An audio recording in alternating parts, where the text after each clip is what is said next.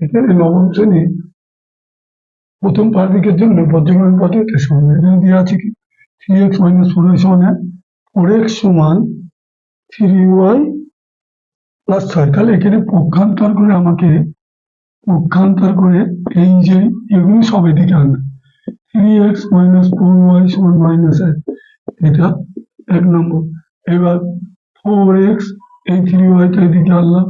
আর এই 6টা এদিকে আনলাম, এটা 2 নম্বর। তাহলে এখানে এইবার পর্যবেক্ষণ পদ্ধতি করতে গেলে আমাকে সেই y এর সহগ, তাহলে প্রথমে y এর সহগটা লিখে নিলাম, তারপরে 1 এর সহগ x বর্জিত হয়, তারপরে x এর সহগ, তাহলে y এর সহগ কি আছে 3 4, 1 এর সহগ কি আছে -6, x এর সহগ কি আছে, y এর সহগ কি আছে উল্টো পাল্টা লিখে, y এর সহগ আছে -4 -3, তাহলে এখানে -4 -3 লিখে, একের সহগ কি আছে -1 -6, x এর সহগ কি আছে 3। এইবার যেভাবে পদ্ধতিতে করবো, তাহলে x বাই কি করতে হবে, এখান থেকে অঙ্কটা আমাকে শুরু করতে ইচ্ছে না, তাহলে এটা একটা গুণ, তাহলে -4 গুণ -6 বিয়োগ এটা -3 গুণ -1। এইভাবে তোমাকে অঙ্কটা,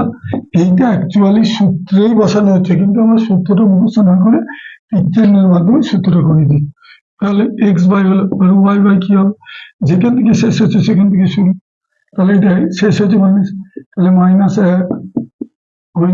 গুণ 4 বিয়োগ -6 গুণ 3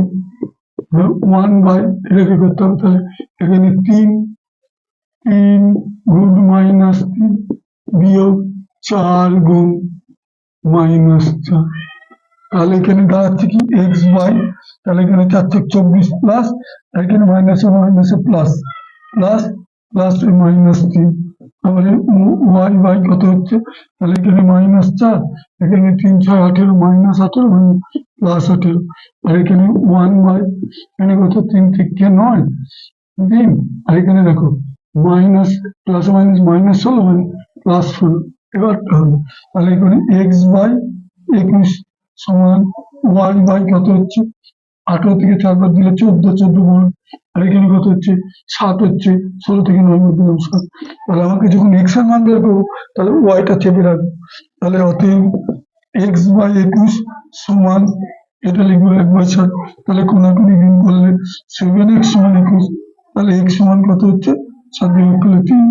আবার কি করতে হবে, ওয়াই এর মান বের করবো, তাহলে ওয়াই বাই 14 সমান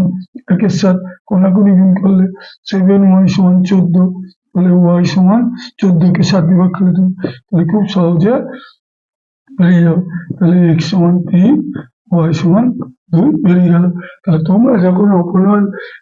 পর্যবেক্ষণ পদ্ধতি সমাধান করবে, তোমরা কখনোই সূত্রের মাধ্যমে করতে যাবে না, প্রথমে এটা টুকে পক্ষান্তর করে পাই, লেখার পরে সব এক্স বর্জিত সবগুলো